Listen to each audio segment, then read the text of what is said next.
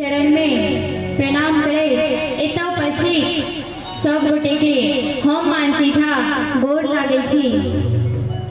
आओ जही कार्यक्रम में आयल छी, आइ महादेव के विवाह छै, ओही उपलक्ष्य में हम किछ गीत राखै छी। आशा करै छी जे अहाँ सबके नीक लागत।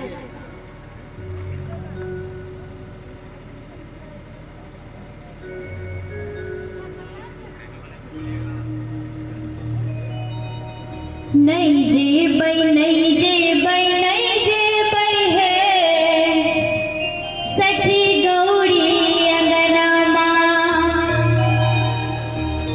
गौरी अंगनमा अंगनमा गिरिजा अंगनमा, गौरी अंगनमा उमा अंगनमा गिरिजा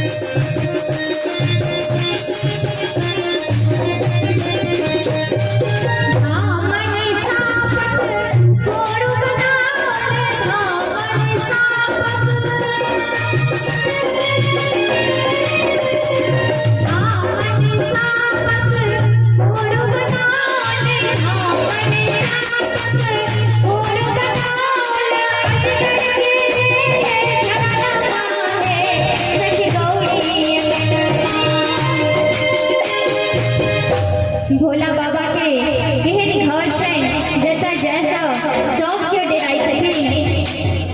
बहिरा सापक बड़बा बनाला अजगर के तेल धरना है सखी गौरी अंगनमा, अजगर के तेल धरना है सखी गौरी अंगनमा। नहीं देबै नहीं देबै नहीं देबै नहीं देबै